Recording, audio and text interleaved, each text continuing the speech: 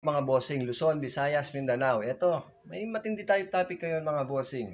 Dahil medyo busy kasi tayo ngayon mga bossing sa trabaho. So hindi tayo nakakagawa ng video.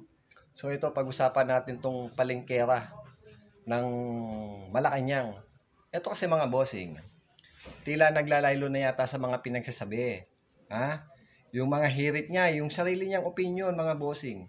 Kilala nyo na to, di ba? Yung palengkera ng Malacanang. So, ayan nga mga bossing. Yung mga interview niya ngayon, medyo parang hindi na siya gaanong gaambag ng sarili niyang opinion kapag in-interview siya. So, napansin nyo ba yon mga bossing? Paano ba naman? Paano ba naman? Bago-bago niya dyan. Kung ano yung hindi naman yata sinasabi ng presidente, may sarili siyang opinion sa mga interview sa kanya. Ganito kasi yan mga bossing.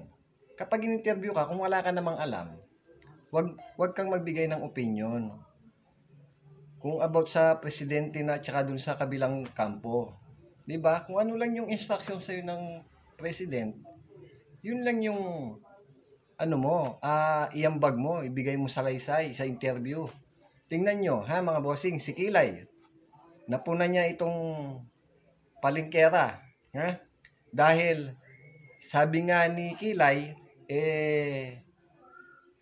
first time, 'di ba? First time Kumbaga, pakitang gilas si palengkera mga bossing.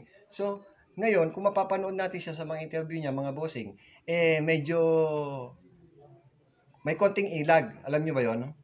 Ito pa mga bossing nung wala pa siya diyan, napanood ko yung mga iba niyang video, binabanatan, bumabana to mga bossing. Nung wala pa siya dyan hindi pa siya, undersecretary bumabanat siya mga bossing.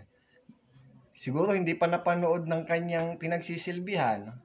Kumbaga, kung mapapansin mo dun sa video, marami siyang secretary, house speaker. Kumbaga, yung mga nasa likod ng presidente, parang ibig niya sabihin, parang ang ano naman nun. Tanga, di ba? Ang tanga. Sino yung tanga?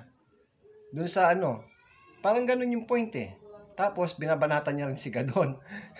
Tapos ngayon, mga bossing, kinain din niya yung suka niya, mga bossing. Sinusuka niya noon yan dahil negative comment yung mga Ngayon, naging na dyan sa Malacanang. Tagapagsalita.